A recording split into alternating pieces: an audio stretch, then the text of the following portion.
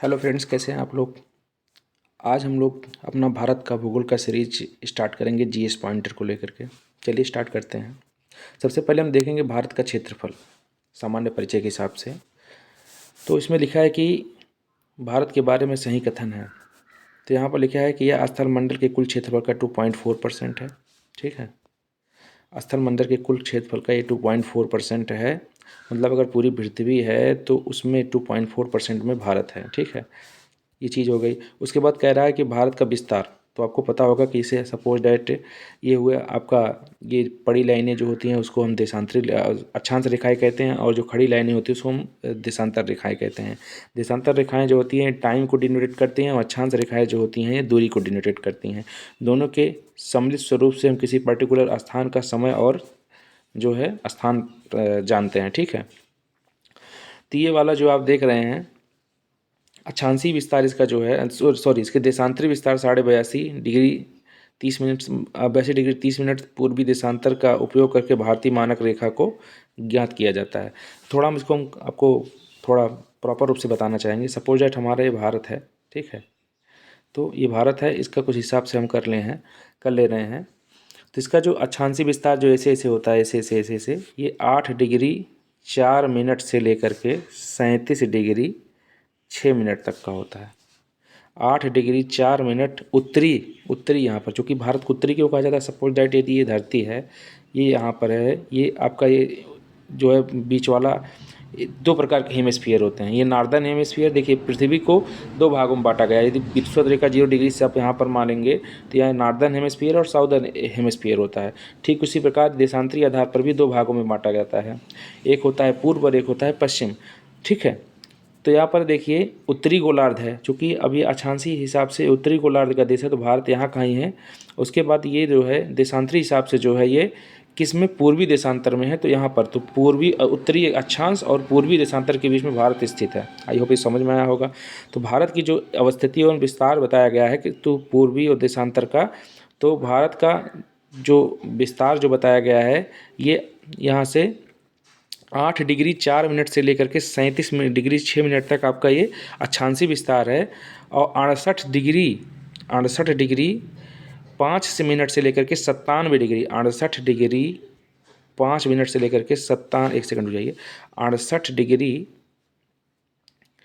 97 minute से लेकर के 68 डिग्री 60 मिनट कर दीजिए ज़्यादा सही रहेगा। 95.25 मतलब 95 डिग्री और 25 मिनट तक का इसका जो है देशांतरी विस्तार है। कैसे है तो मैं आपको फिर इसे क्लियर कर देता हूँ। देखिए ये है आपका यहाँ 8 डिग्री 4 मिनट से 37 डिग्री 6 मिनट। ठीक है, 6 मिनट। और यहाँ पर 68 डिग्री 7 मिनट से लेकर के 97 डिग्री 25 मिनट। ठीक है, ये है आपका देशांतरी विस्तार। ये आपका यहाँ से यहाँ तक देशांतरी विस्तार, सॉरी हाँ देशांतरी विस्तार है। और ये जो है आपका अक्षांशीय विस्तार है, क्योंकि ये ऐसे ऐसे ऐसे ऐसे करके जाएगा। ये यहाँ पड़ी लाइनें होंगी और ये खड़ी लाइनें होंगी, ऐसे ऐसे ऐसे ऐसे ऐसे ऐसे करके जाएगा। आई होप आपको समझ में आया होगा। ठीक है, अब एक चीज़ आप देख लीजिए, भारत की यदि मानक समय रेखा, हर राज्यों का अलग अलग मानक समय रेखा होता है। मानक समय रेखा क्यों माना जाता है? मानक समय रेखा इसलिए माना जाता है क्योंकि आप जो है, जैसे सब पहले जो है पूरे विश्व का सबसे जो प्रतापी राष्ट्र था वो इंग्लैंड था। तो इंग्लैंड से सारी खोजें स्टार्ट हुई थी, तो इंग्लैंड को ही मानक समय रेखा माना गया था, वहीं से ही ग्रीनविच लाइन गुजरती थी। ठीक है, तो वहीं से आपको जो है ये जीएमटी का जो है 0 डिग्री जीएमटी जो होगी वहाँ पर जो है सबसे शुरुआती मानक रेखा होगी। यहाँ से यदि 82.5 डिग्री आप पूर्व में जाएंगे तो यहाँ पर भारत की स्थिति पाई जाएगी यहाँ पर। ठीक है, तो वही चीज़ बताया है कि 82.5 डिग्री पूर्वी देशांतर में, क्योंकि देशांतर समय को बताता है, मैंने आपको पहले बताया था। तो यहाँ पर जो है 82.5 डिग्री पूर्वी देशांतर पर आपका जो है भारतीय मानक समय रेखा होगी। यहाँ से इसके समय के बीच में 5.5 घंटे का अंतर होता है। ठीक है, 5.5 घंटे का अंतर होता है। तो आई होप ये क्लियर हुआ होगा। मेरा रैपिड रूप से चल रहा है, मैं कोई भी भूगोल का क्लास तो नहीं बता रहा हूँ आपके। मेरा उद्देश्य ये है कि ज़्यादा से ज़्यादा क्वेश्चन मैं क्लियर करता चलूँ। तो आई होप ये क्लियर होगा। आगे बढ़ते हैं।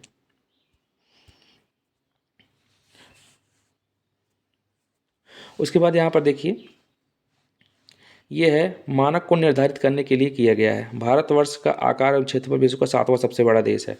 ठीक है, इसके बाद सबसे पहला बड़ा देश कौन सा है, तो आपका रसिया है, दूसरे पे कनाडा है, तीसरे पे वहाँ पे अमेरिका और चाइना में कन्फ्यूजन रहता है, कुछ लोग अमेरिका और बताते हैं, कुछ लोग चाइना को बताते हैं, तो आप चाइना को लीजिए। ठीक है, चौथे पे अमेरिका, उसके बाद पाँचवें पे ब्राज़ील, छठे पे ऑस्ट्रेलिया, सातवें पे भारत, आठवें पे अर्जेंटीना है। ठीक, इतने जो राष्ट्र हैं उसमें जो है भारत 7वें स्थान पर है। 2.4% की इसकी जो है आपकी भूखंड स्थिति है, संपूर्ण अगर माना जाए 100% है, 2.4 पर भारत है। ठीक, उसके बाद यहाँ पर देखिए जनसंख्या के हिसाब से देखा जाए तो जनसंख्या के हिसाब से जनगणना 2011 के अनुसार भारत में 2.4% एरिया में 17.5 विश्व की 17.5 जनसंख्या है। मतलब अगर जनसंख्या को 100% माना जाए तो 100% में 17.5% अकेले जो है कहाँ पर है, भारत में है। ठीक, तो ये चीज़ें हैं। उसके बाद भारत वर्ष में गाँव की संख्या कितनी है, तो गाँव की संख्या 6,40,930 2011 की जनगणना के अनुसार बताया गया है कि भारत में गाँव की संख्या 6,40,930 है। ठीक, आई होप आपको ये समझ में आया होगा। चलिए आगे बढ़ते हैं। उसके बाद देखिए यहाँ पर अक्षांशीय विस्तार। अक्षांशीय विस्तार में क्या कह रहा है, मैंने आपको पहले बताया था कि ये जो आप भारत सपोज दैट भारत आपका समचतुष्फलकीय आकार का है। ठीक है, तो भारत ये आपकी जो बड़ी लाइनें होती हैं ये अक्षांशीय रेखाएं होती हैं। सपोज दैट ये पृथ्वी है, पृथ्वी पे मैं आपको बता दूँ ये बीच वाला जो लाइन होता है जो दो बराबर भागों में पृथ्वी को विभाजित करता है उसको हम 0 डिग्री कहते हैं। बता दें आपको कि अक्षांशीय और देशांतरी रेखाएं एक इमेजिनरी लाइन है, और जो पृथ्वी एकदम गोल दिखाई देती है वो गोल नहीं है, पृथ्वी कुछ इस प्रकार की है। सॉरी एक सेकंड, पृथ्वी कुछ इस प्रकार से है। ठीक है, इससे ऐसा भी नहीं है, ये ऐसे ऐसे ऐसे ऐसे भुआ की आकार की है, ऐसे है कुछ। ठीक है, तो जब घूमती है तो गोला आकार का दिखाई देती है, एकदम गोल स्फीयर की तरह नहीं है। ठीक है, तो पृथ्वी पर समय और दूरी की गणना करने के लिए अक्षांश और देशांतर रेखाएं काल्पनिक रूप से बनाई गई थी। ठीक, तो आपको जब पृथ्वी को यदि 0 डिग्री बीचों बीच में कर 2 भागों में बांटा जाता है तो उसको हम अक्षांशीय रेखा कहते हैं। उसी प्रकार देशांतरों के हिसाब से पृथ्वी को 2 बराबर भागों में विभाजित करता है, उसे हम देशांतरी रेखा कहते हैं। ठीक है, ये होता क्या है बेसिकली, यदि पृथ्वी के बीच वाले पॉइंट को केंद्र मान लिया जाता है तो यहाँ से यदि आप लंगड़ा प्रकार आप चलाते होंगे, यहाँ पर अगर कोई पॉइंट रखेंगे और यहाँ पर इसको ले जाएंगे तो यहाँ से इसके बीच में जितना कोण अंतरित करता है तो उसी 1 डिग्री कोण पर अंतरित करता है तो 1 डिग्री अक्षांश रेखाएं होंगी, 2 डिग्री पर कोण अंतरित करेगा 2 डिग्री अक्षांश रेखाएं होंगी, 3 डिग्री पर, तो ऐसे ऐसे जहाँ पर अक्षांश रेखाएं रहती हैं वहाँ पर ऐसे ऐसे पाई पार दिया जाता है। 1 डिग्री पर, 2 डिग्री पर, 3 डिग्री पर, तो 1 डिग्री से 2 डिग्री पर आप जाएंगे दोनों अक्षांशों के बीच की दूरी 111 किलोमीटर होती है। ठीक है 111 किलोमीटर होती है। तो आई होप इतना मैं क्लियर कर दिया होगा। तो चलिए हम स्टार्ट करते हैं। यहाँ पर भारतीय विस्तार के हिसाब से देखा जाता है तो मैंने आपको बताया था कि जो है यहाँ पर 8 डिग्री 4 मिनट से स्टार्ट होती है और 37 डिग्री 6 मिनट तक जाती है। ठीक है, 37 डिग्री 6 मिनट तक। अब यहाँ पर उत्तरी होगा, चूँकि भारत कहाँ पर है, मैंने आपको बताया था कि भारत उत्तरी गोलार्ध में स्थित है, उत्तरी गोलार्ध और पूर्वी देशांतर के बीच में स्थित है। इसीलिए मैंने आपको बताया था कि 8 डिग्री 4 मिनट से लेकर के 37 डिग्री 6 मिनट तक जो है देशांतरी इसका अक्षांशीय विस्तार है। और देशांतरी विस्तार इसका कितना है, तो 68 डिग्री 7 मिनट पूर्वी से लेकर के 97 डिग्री 25 पूर्वी देशांतर तक विस्तार है। यहाँ पर पूर्व किस लिए का है, क्योंकि देशांतर पूर्व और पश्चिम में बढ़ता है, अक्षांश उत्तर और दक्षिण में बढ़ता है। ठीक है, आई होप ये क्लियर हुआ होगा। अब यहाँ पर दिया गया कुछ इंपॉर्टेंट क्वेश्चन है। भारत के लगभग बीचों बीच से होकर गुजरती है कर्क रेखा। आपको मैं बता दूं, देखिए सपोज दैट यहाँ पर भारत की स्थिति, ये है भारत। भारत से यहाँ पर बीचों बीच से 8 राज्यों से कर्क रेखा होकर गुजरती है। इसका ट्रिक है मृत पर घमछा झार। ठीक है, इसके लिए आप यहाँ पर देखिए गुजरात से उसके बाद यहाँ पर राजस्थान से, मध्य प्रदेश, गुजरात, मित्र पर घमछा झार आप निकाल लीजिए, ज़्यादा सही रहेगा यहाँ से। ठीक है, गमछा झार तो झारखंड हो गया। ठीक है, मित्र से मिजोरम हो गया, ता से त्रिपुरा हो गया। ठीक है, उसके बाद यहाँ पर राजस्थान है, और उसके बाद यहाँ पर गुजरात है, यहाँ पर मध्य प्रदेश है। ठीक है, तो ये सब चीज़ें जो हैं आपका 8 राज्य जो हैं जो है आपका जो है यहाँ से सीमा साझा करता है। तो 8 राज्यों को सीमा साझा करता है। तो यहाँ पर बताया जा रहा है कि भारत के बीचों बीच से होकर गुजरती है कर्क रेखा। ठीक है, कर्क रेखा भारत के बीचों बीच से होकर गुजरती है। तो आप इस ट्रिक से निकाल लेंगे। अभी मुझे कन्फ्यूजन है, जो कि मैं अब मोबाइल में पढ़ा रहा हूँ तो कन्फ्यूजन हो रहा है, नर्वसनेस हूँ, यही कारण है। बाकी याद तो मुझे सब है मैप से। ठीक है, ठीक है। तो यहाँ पर कर्क रेखा भारत के बीचों बीच से होकर के जाती है। सिक्किम से गुजरने वाली अक्षांश रेखा गुजरती है राजस्थान से। इसका मतलब क्या है? उनका कहने का मतलब ये है कि जो अक्षांश रेखाएं सिक्किम से गुजरने वाली अक्षांश रेखा गुजरती है राजस्थान से, जो अक्षांश रेखा सिक्किम से गुजरेगी वही कहाँ पर गुजरेगी? राजस्थान से होकर के गुजरती है। कैसे? देखिए, सपोज डेट ये है, यहाँ सिक्किम है, तो यहाँ जो राजस्थान से गुजरी है वही जो है यहाँ से ये अक्षांश रेखा कहाँ पर गुजरेगी? सिक्किम से होकर गुजरेगी। यही इसका कहने का मतलब है। ठीक है, और कुछ नहीं है। सिक्किम से गुजरने वाली अक्षांश रेखा गुजरती है राजस्थान से। जिस जिले से 70 डिग्री पूर्वी देशांतर रेखा गुजरती है वह है जैसलमेर। 70 डिग्री पूर्वी देशांतर रेखा, तो जहाँ पर देशांतर होगा वहाँ पर पूर्वी बात होगी। तो अब जिस जिले पर 70 डिग्री पूर्वी देशांतर रेखा गुजरती है वह है जैसलमेर।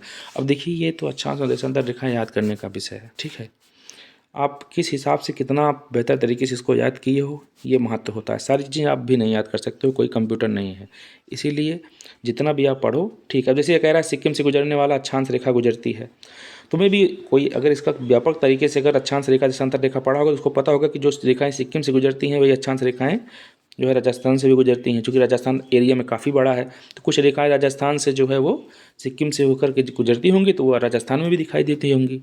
तो यही चीज़ें हैं। चलिए आगे बढ़ते हैं।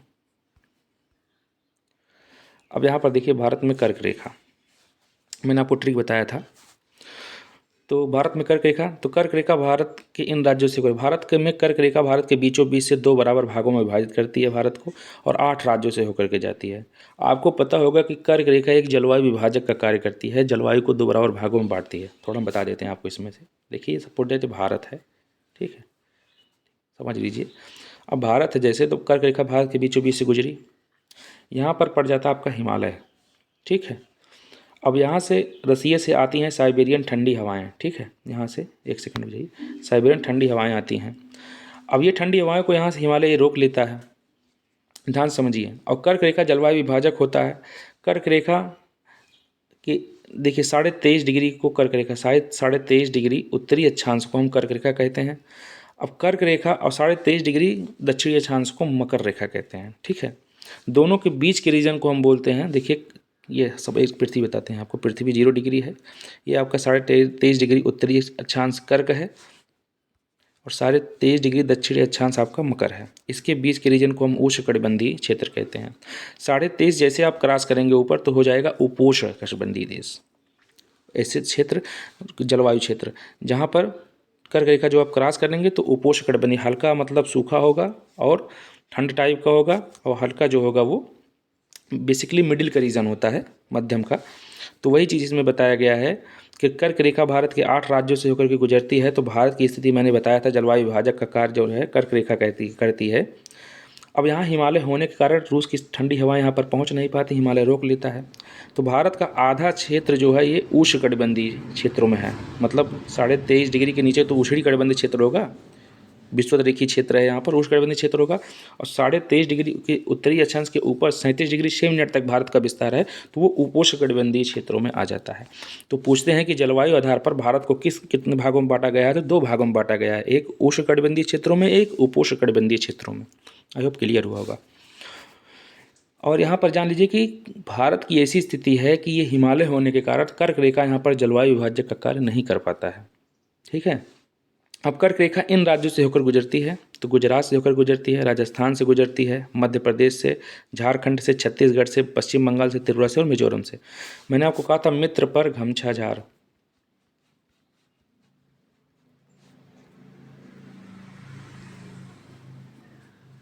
ठीक है।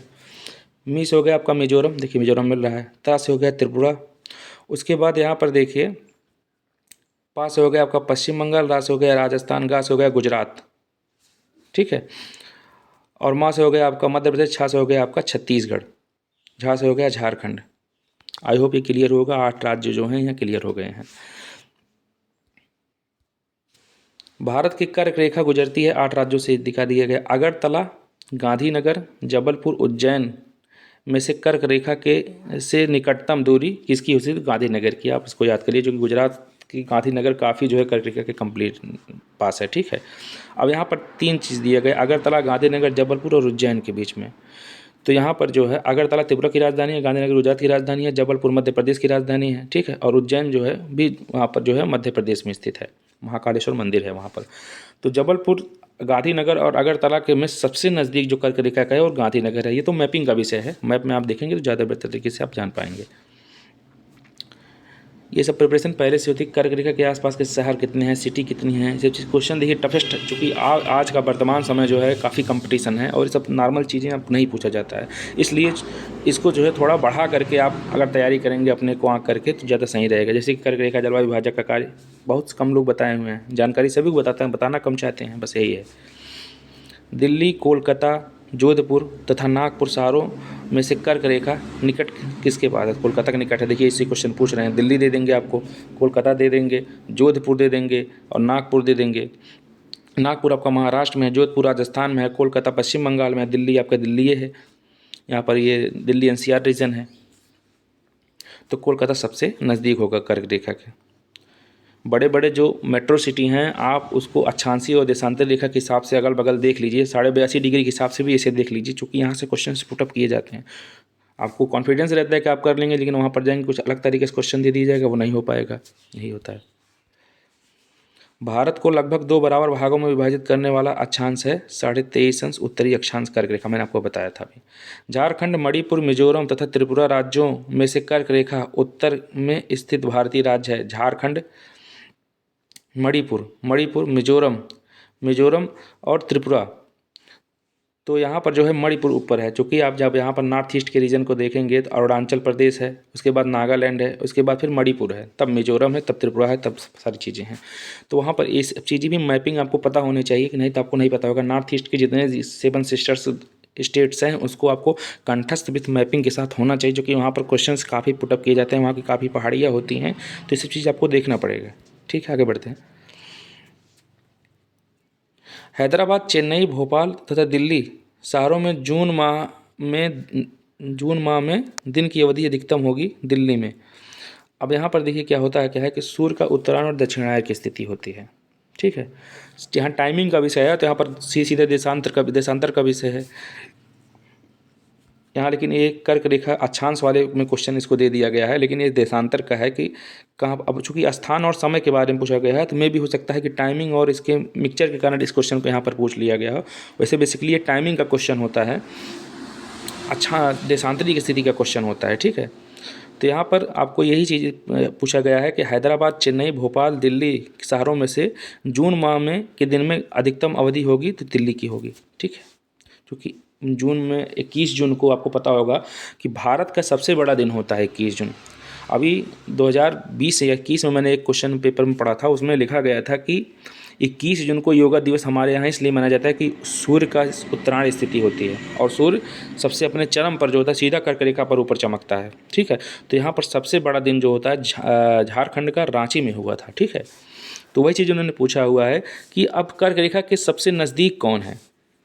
क्वेश्चंस ये पूछे जाते हैं कि हैदराबाद, चेन्नई, भोपाल और दिल्ली, तो कर्क रेखा के भोपाल से नज़दीक कौन हो सकता है? भोपाल मध्य प्रदेश में है, तो दिल्ली आसपास का अगर कर्क रेखा के ऊपर, चूँकि सूर्य जो है उस समय उत्तरायण में है तो दिल्ली उत्तर में है, इस कारण जो है भोपाल से उत्तर में जो है दिल्ली है। यही कारण है कि यहाँ पर जो है दिल्ली क्वेश्चन को सही माना गया है, क्योंकि आपको पता होगा कि 21 जून को हमारा सूर्य उत्तरायण में होता है, उत्तर में होता है और दक्षिण की तरफ गमन करने लगता है, भारत के दक्षिण की तरफ प्रस्थान करने लगता है, लेकिन सबसे चरम स्थिति पर वहाँ पर होता है। तो उत्तर के जितने देश होंगे वहाँ पर सूर्य की ज़्यादा रोशनी मिलेगी, सूर्य ताप की ज़्यादा स्थिति मिलेगी।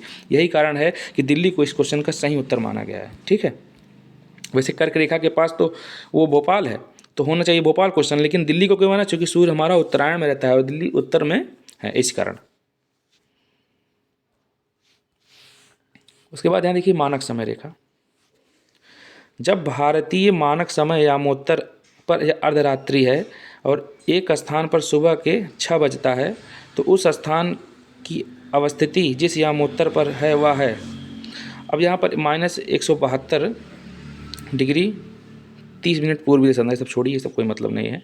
ये क्वेश्चन यहाँ पर देखिए, गुजरात के सबसे पश्चिमी गांव और अरुणाचल प्रदेश के सबसे पूर्वी गांव में स्थित वालांग के समय कितने घंटे का अंतर होता है। देखिए बेसिकली इनका कहने का मतलब ये है समय का, चूँकि मानक समय रेखा है, देशांतरी स्थिति है, मैं आपको बता देना चाहता हूँ यहाँ पर कि ये सपोज डेट हमारा भारत है।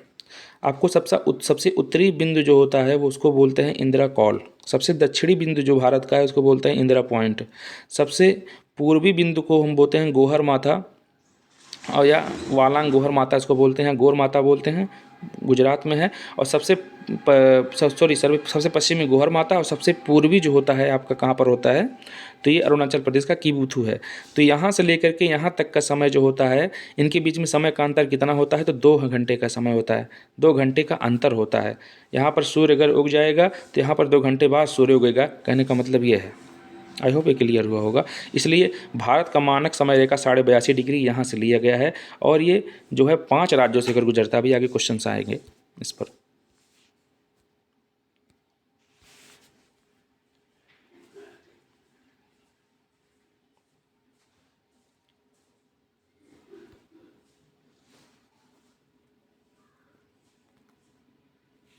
एक सेकंड रुक जाइए।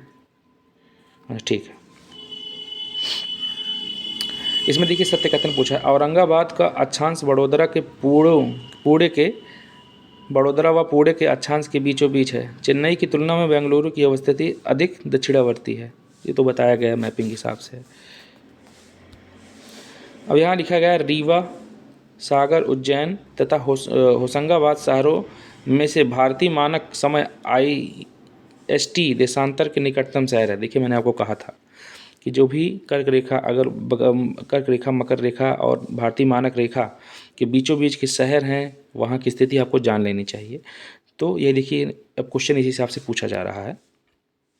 यहाँ पर रीवा है मध्य प्रदेश में, और सागर क्लियर नहीं है। उज्जैन जो है आपका ये भी MP में है, और होशंगाबाद भी जो है आपका, ये होशंगाबाद भी आसे पास है, MP के है। इसमें कह रहा है कि रीवा जो है जो बॉर्डर लगाता है उत्तर प्रदेश का, जो बॉर्डर लगाता है प्रयागराज के आसपास से, बॉर्डर सबसे नज़दीक लगाता है।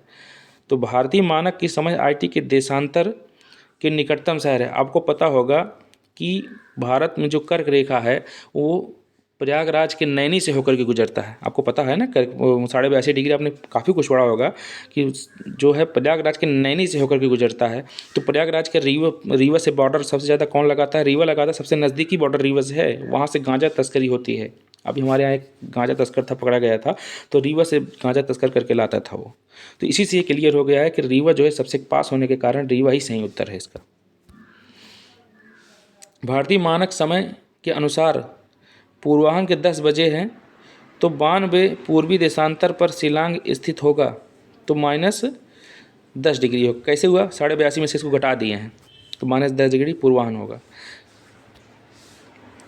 यदि भारतीय मानक समय यामोत्तर के पर मध्याह्न में 120 डिग्री है, तो देशांतर पर सही समय होगा। अब इसमें देखिए माइनस में है, 120 डिग्री में 82.5 घटा दीजिए, 120 डिग्री है, इसमें 82.5 डिग्री घटा दीजिए, तो कितना आ जाएगा आपका।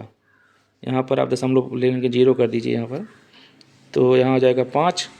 यहाँ पर सीधे इसको 82 घटाइए, छोड़िए, तो यहाँ पर हो जाएगा आपका 2, यहाँ पर हो जाएगा लगभग 82,890 1000, छोड़िए इसको, घटन इसका है, मेरा मैथ बहुत वीक है यार। 82,890 और 1000, यहाँ पर तो यार 14 डिग्री हो रहा है। 82,890 1000 24 डिग्री। तो ये क्वेश्चन क्लियर नहीं है, थोड़ा देख लेंगे, बाद में बताएंगे आपको, ठीक है।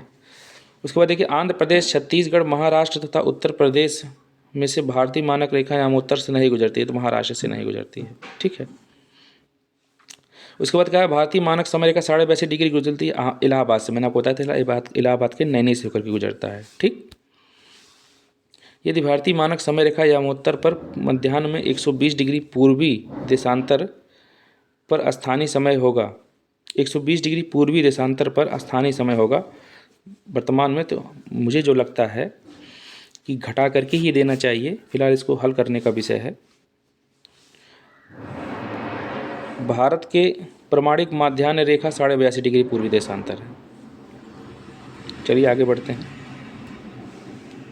थोड़ा इसको हम क्लियर कर दे रहे हैं, जैसे क्लियर है 82.5 डिग्री है क्या। देखिए ये सपोज दैट आपकी पृथ्वी है, ये आपका 0 डिग्री अक्षांश रेखा है और ये 0 डिग्री देशांतर रेखा है।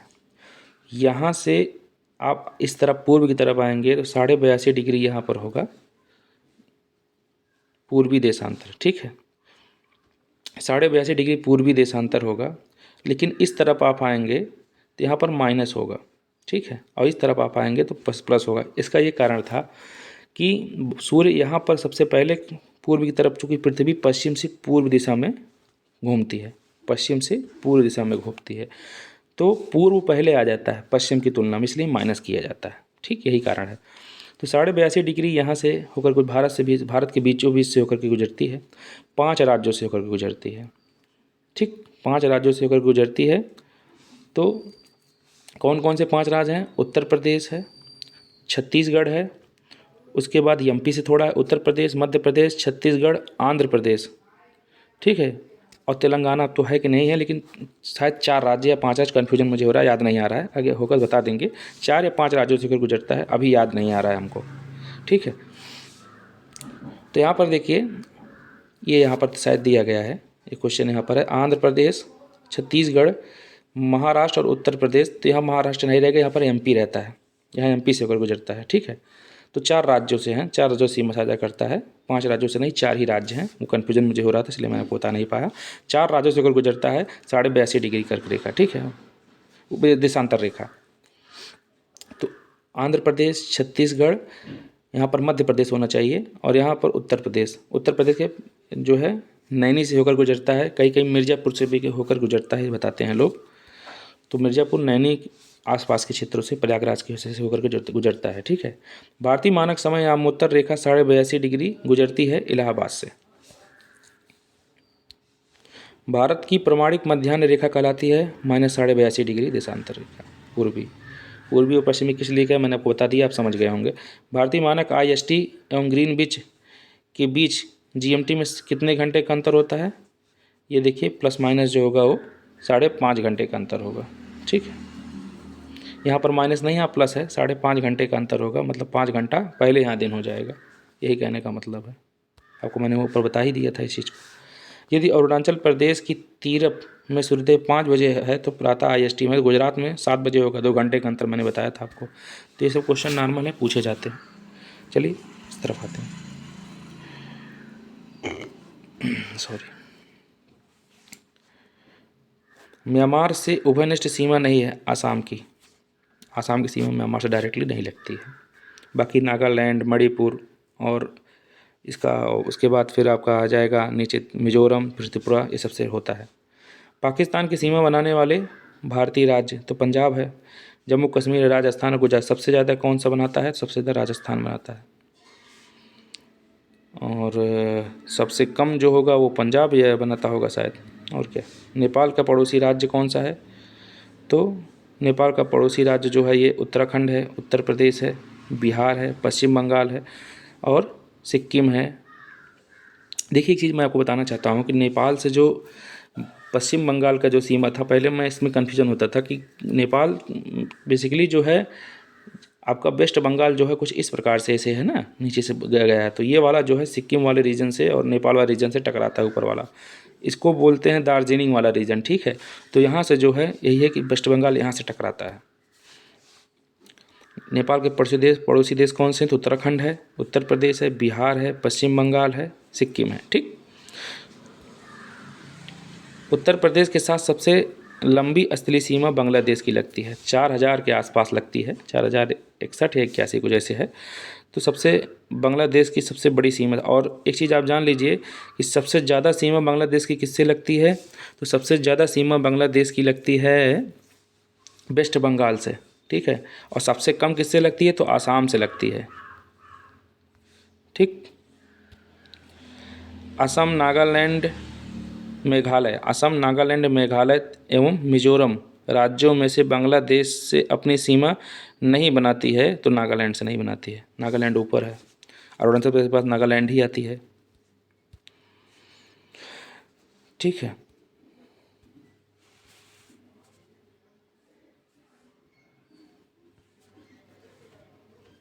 उसके बाद यहाँ पर देखिए भारत और पाकिस्तान के बीच में रेड क्लिफ रेखा है। डूरंड रेखा भारत और अफगानिस्तान के बीच में है। भारत तथा पाकिस्तान के मध्य सीमा रेखा एक उदाहरण है, परवर्ती सीमा रेखा है। ठीक है, परवर्ती सीमा रेखा का मतलब होता है कि कहीं पानी है तो कहीं वो जो है स्थल है, कहीं वो बालू है, रेत वगैरह। अब देखे होंगे कि वहाँ पर ना तो परवर्ती सीमा रेखा है। भारत और चीन के उत्तर पूर्वी सीमांकन के लिए कौन सी रेखा है? तो मैकमोहन रेखा है। जैसे तिब्बत और ये अरुणाचल प्रदेश के बीच की सीमा मैकमोहन है, लेकिन भारत और चीन के बीच इसको मान लिया जाता है। भारत और श्रीलंका से अलग होता है पाक जलडमरूमध्य है क्या? देखिए बताते हैं हम आपको। ठीक है, तो यहाँ पर है पाक जलडमरूमध्य। ठीक,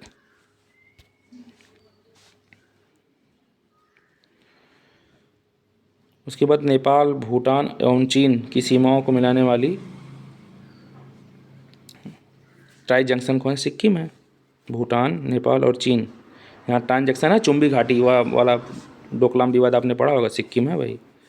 तीन तरफ से अंतर्राष्ट्रीय सीमाओं से बांग्लादेश से घिरा हुआ है त्रिपुरा है। कौन नहीं जानते, तो बहुत आसान क्वेश्चन है। अब यहाँ पर थोड़ा देख लीजिए दूरस्थ बिंदु क्या है। भारत का सुदूरस्थ दक्षिणतम बिंदु इंदिरा पॉइंट है। देखिए मैं आपको थोड़ा भारत के बारे में बता देता हूँ, ये इंटरनल मैटर है। देखिए होता क्या है कि ये सपोज दैट भारत है, 8 डिग्री 4 मिनट ये है आपका केप कोमेरिन तमिलनाडु का है, ये 8 डिग्री 4 मिनट है। लेकिन यदि आप द्वीपों सहित मानेंगे तो अंडमान निकोबार द्वीप समूह है, तो वहाँ पर भारत का शुरुआत होता है 6 डिग्री 4 मिनट से लेकर के। ठीक है, 6 डिग्री 4 मिनट से लेकर के भारत का विस्तार होता है, और 6 डिग्री 4 मिनट में ही जो होगा वो क्या होगा? आपका इंदिरा पॉइंट होता है। तो वही चीज़ बता रहा है कि सुदूरस्थ दक्षिणतम बिंदु क्या है? तो इंदिरा पॉइंट है। भारत का दक्षिणतम बिंदु स्थित है बड़ा निकोबार या ग्रेट निकोबार पर। तो उत्तरी अंडमान, उसके बाद middle Andaman, little Andaman, great Nicobar, ठीक, ग्रेट निकोबार, ग्रेट अंडमान, उसके बाद ग्रेट निकोबार। तो ग्रेट निकोबार पे सबसे बड़ा पॉइंट ये है। अलग अलग भागों में अंडमान निकोबार द्वीप समूह को बांटा भी गया है, तो उसके लिए अलग क्वेश्चंस कभी लेके आएंगे तो बताएंगे आपको। उसके बाद भारत के राज्यों में सबसे पूर्वी और सबसे पश्चिमी राज्य इंगित करता है। देखिए अरुणाचल प्रदेश, गुजरात, मैंने आपको बताया था। भारत का सुदूरस्थ पश्चिम बिंदु 68 डिग्री 60 मिनट गौर मौता, देखिए यहाँ पर दिया है, मैंने आपको पहले बताया था इसको। सीमावर्ती देश असम, भूटान, बांग्लादेश की सीमाओं से लगा हुआ है। असम, भूटान जो है, असम तथा भूटान बांग्लादेश की सीमाओं से लगा हुआ है। पश्चिम बंगाल, भूटान तथा नेपाल की सीमाओं से लगे हुए हैं। देखिए इसमें कहने का मतलब ये है, सपोज दैट ये भारत है। ठीक है, ठीक, ये आपका बांग्लादेश है, ये आपका सिक्किम है। ठीक है, ये आपका नीचे बंगाल है, ऊपर सिक्किम है। ये है आपका, इधर देखिए, ये आपका नेपाल है, ये आपका भूटान है। ठीक है, अब कह रहा है कि असम भूटान तथा बांग्लादेश की सीमाओं से लगा हुआ है। तो असम जो है कहाँ पर है? असम ये बीच में है, असम बीच में है। और कह रहा है कि असम भूटान तथा, हाँ भूटान से भी है असम, लेकिन यहाँ पर अरुणाचल प्रदेश है, बांग्लादेश की सीमाओं से भी लगा, थोड़ा बहुत लगा होगा। बांग्लादेश तो असम लगता है सबसे कम इसका सीमा है। ठीक है, भूटान से भी लगा हुआ है। उसके बाद पश्चिम बंगाल भूटान तथा नेपाल की सीमा से लगता है। पश्चिम बंगाल, वेस्ट बंगाल जो है ये सिक्किम से सीमा लगाता है। वेस्ट बंगाल भूटान से भी सीमा लगाता होगा थोड़ा बहुत। उसके बाद यहाँ पर जो है, अब इसमें तो यही बता रहा है लेकिन हमको लग नहीं रहा है कि लगाता है। पश्चिम बंगाल भूटान तथा नेपाल के साथ सीमा लगा हुआ है, सत्य कथन है। उसके बाद मिजोरम बांग्लादेश तथा म्यांमार की सीमाओं से लगा हुआ होता है। मिजोरम बांग्लादेश तथा म्यांमार की सीमा से, बांग्लादेश तथा म्यांमार की सीमा से लगाता है मिजोरम और त्रिपुरा। एक सेकंड रुकिए, इसके लिए हमको मैपिंग लेना था, तो वहाँ पर ज़्यादा बेटर तरीके से आता है। चलिए कोई बात नहीं, इसको मैपिंग देख के बताएंगे आपको, अब इतना हमको भी नहीं पता रहता है यार। मेघालय, त्रिपुरा, और मणिपुर तथा मिजोरम राज्यों में से वह राज्य जिसकी सीमा बांग्लादेश से नहीं लगती है वो मणिपुर है। ठीक है, इसका मतलब ये सभी सही हैं लगता है, इसको क्लियर कर लीजिए ज़्यादा सही रहेगा। तो आसाम और भूटान दोनों बांग्लादेश से सीमा लगाते हैं। ठीक है, उसके बाद पश्चिम बंगाल भूटान तथा नेपाल की सीमा से लगा हुआ है। मिजोरम बांग्लादेश तथा म्यांमार की सीमा से लगा हुआ है। ठीक है, मेघालय, त्रिपुरा, मणिपुर और मिजोरम वह राज्य जिसकी बांग्लादेश सीमा नहीं लगती, मणिपुर से नहीं लगती है। मणिपुर पर देखिए, यहाँ पर अरुणाचल प्रदेश है, फिर नागालैंड है, फिर मणिपुर है, फिर त्रिपुरा, मिजोरम है, फिर त्रिपुरा है। ठीक है, तो ये है सेवन सिस्टर का जो है दिखाने का तरीका मैप में।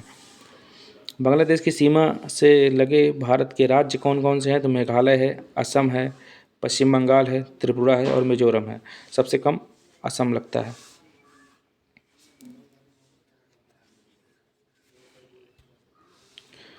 उसके बाद सिक्किम, मेघालय, अरुणाचल प्रदेश तथा पश्चिम बंगाल राज्यों में से भूटान के साथ सीमा नहीं साझा करता है तो मेघालय का। मेघालय बीचों बीच में गारो खासी जयंतिया है, यहाँ पर आसाम हो जाता है, मेघालय इसके नीचे हो जाता है। और उसके बाद यहाँ पर अरुणाचल प्रदेश में भी यहाँ तक होता है, क्योंकि मुझे अरुणाचल प्रदेश और आसाम में थोड़ा कन्फ्यूजन है, क्योंकि आसाम की सीमा कुछ इस प्रकार से लगती है।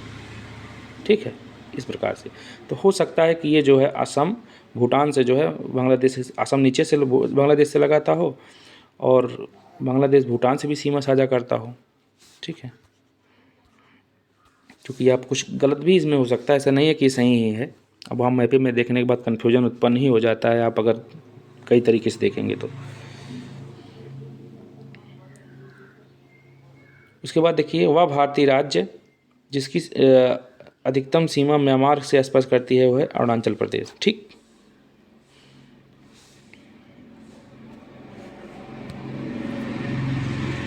ऊपर मैंने आपको बता ही दिया था।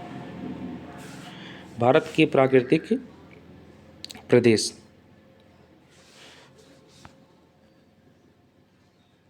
एक सेकंड रुक जाइए।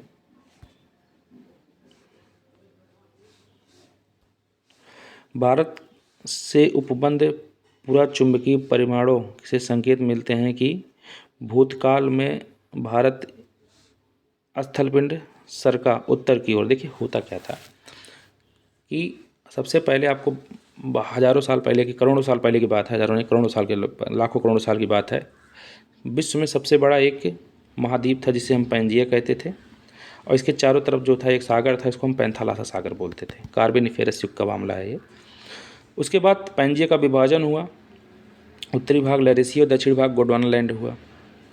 गोंडवानालैंड का फिर विभाजन हुआ, तो यहाँ पर अफ्रीका और उसके बाद फिर दक्षिण की जितने मेडागास्कर वगैरह सारे भारत वगैरह बने। उत्तरी भाग का यूरोप बना, रसिया बना। ठीक है, और इधर क्या नाम आपका उत्तरी अमेरिका बना, गोंडवानालैंड से दक्षिणी अमेरिका बना। ठीक है, बाद में फिर जो है इसमें खंडन हुआ, तो भारत अफ्रीका के साथ जुड़ा हुआ था। बाद में अफ्रीका के साथ भारत अलग हुआ और उत्तर की ओर प्रवाहित होने लगा। तो वही चीज़ सिरका पिंड है जो कह रहे हैं, जो भूतकाल में भारत पूरा चुंबकीय परिमाणों के आधार पर देखा गया है कि वहाँ से काफ़ी कुछ चीज़ें मिल करके सामने आई। हार्न अफ्रीका वाला क्षेत्र, थोड़ा गुजरात वाला क्षेत्र आप मिला करके देखिएगा तो आपको मिलेगा भारत से। ठीक है, वहाँ के जो सीड, मैं आपको थोड़ा ट्रिक बता देता हूँ हार्न ऑफ अफ्रीका के। तो यहाँ पर सोमालिया, इरिट्रिया, इथियोपिया और जिबूती, जिबूती को डिजबूती भी कहते हैं, जो कि डी वहाँ पर साइलेंट होता है, देख लीजिएगा। भारतीय उपमहाद्वीप मूलतः एक विशाल भूखंड का भाग था जिसे कहते थे गोंडवानालैंड का, मैंने आपको बताया है। भारत का विभाजन 4 प्राकृतिक प्रदेशों में हुआ है। देखिए होता क्या है भारत का विभाजन, तो ये भारत है, उत्तर का हिमालयी पर्वतीय भाग, मध्य और बीच का मध्य का विशाल मैदान, और प्रायद्वीपीय भारत और तटीय भारत। ठीक है, तो ऐसी स्थिति है जो भारत को 4 भागों में विभाजित किया गया है, पर्वतीय भाग, मैदानी भाग, प्रायद्वीपीय पठार और उसके बाद तटीय भारत। तो ये स्थिति है भारत के विभाजन का। उत्तराखंड में पाताल तोड़ कुएँ हैं तराई क्षेत्रों में। अब तराई क्षेत्र क्या होता है, देखिए होता क्या है, थोड़ा हम हिमालय बताते हैं। सपोज दैट आपका ये हिमालय क्षेत्र है, आपको पता होगा हिमालय में ये बृहद हिमालय है, ये लघु हिमालय है, ये मध्य हिमालय है। उसके पहले आपका ट्रांस हिमालय होता है, काराकोरम, लद्दाख और जास्कर। ठीक, तो बृहद हिमालय, मध्य हिमालय और लघु हिमालय की स्थिति होती है। बृहद हिमालय तो सबसे बड़ा हिमालय होता है, लेकिन लघु हिमालय जो होता है कट के जाता है, ठीक है। सब लघु हिमालय ऐसा नहीं है, बृहद हिमालय है। लघु हिमालय कुछ इस प्रकार से है, ठीक है। ये पीर पंजाल, धौलाधार और उसके बाद फिर आगे जो है कुछ पर्वत श्रेणियाँ और हैं, लेकिन सबसे बड़ा पीर पंजाल श्रेणी सबसे बड़ा है। उसके बाद ये शिवालिक श्रेणी है। ये तीनों जाकर के एक जगह यहाँ पर आपस में मिलती हैं, ठीक है। ये भाग इधर ज़्यादा चौड़ा होता है, इधर का भाग सबसे सकरा होता है। आई होप ये क्लियर हुआ होगा। तो कहने का मतलब इनका ये तराई रीजन के बारे में आपको बताना चाहता हूँ। तो ये आपका हिमालय हुआ। हिमालय के बाद तुरंत तराई रीजन स्टार्ट होता है, ठीक है। यहाँ से जो पर्वत, अब चूँकि अब तराई रीजन कैसे बना है ये भी आपको समझना चाहिए। वर्षा आया, टकराया पर्वतों के माध्यम से, यहाँ बारिश कर दिया नीचे क्षेत्रों में, मैदानी क्षेत्रों में। तराई वो मैदानी क्षेत्र है जहाँ पर पानी की अधिकतम मात्रा पाई जाती है, ठीक है। और ये पर्वतीय भाग से सटे भाग होते हैं।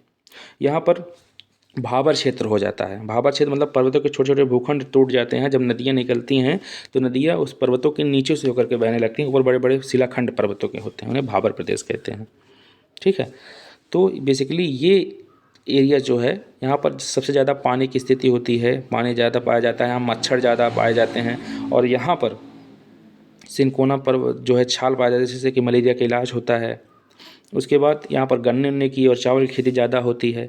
महाराजगंज, पीलीभीत और आपका ये क्या आपने बताया था, यहाँ पर तराई क्षेत्रों में उत्तराखंड का क्षेत्र में काफ़ी चीज़ें यहाँ पर देखी जाती हैं। उत्तर प्रदेश के जो मैं रीजन बताया हूँ ज़िले में, तराई रीजन में ही आते हैं, ठीक है। यदि हिमालय पर्वत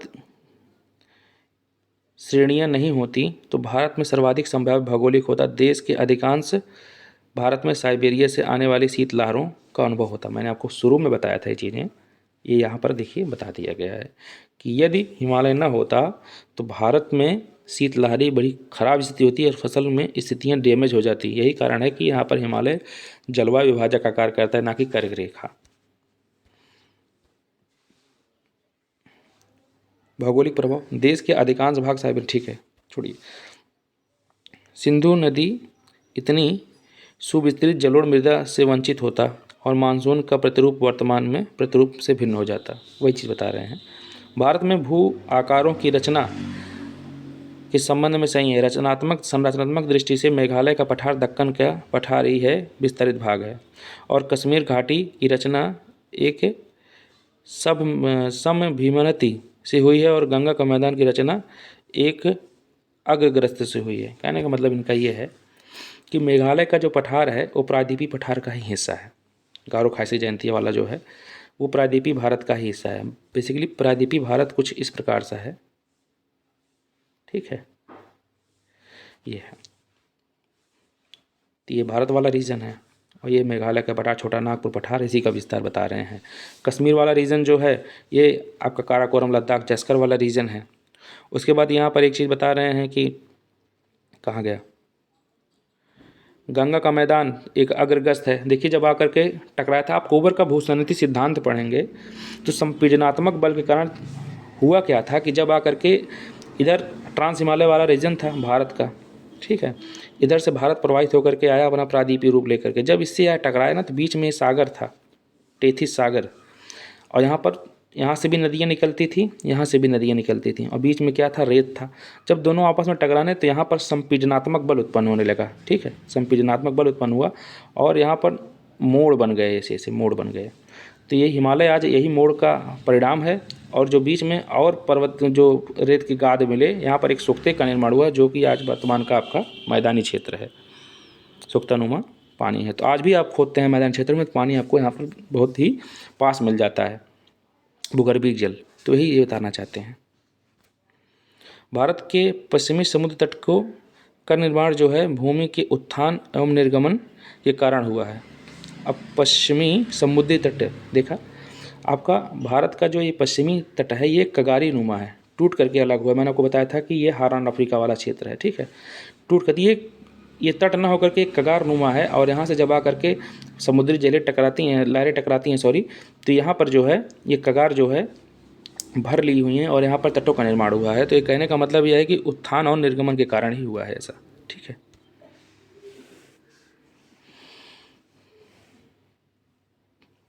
तो बस आज के लिए इतना ही। कल हम फिर से क्लास लेंगे। मैं काफ़ी थक गया हूँ। जय हिंद, जय भारत, नमस्कार।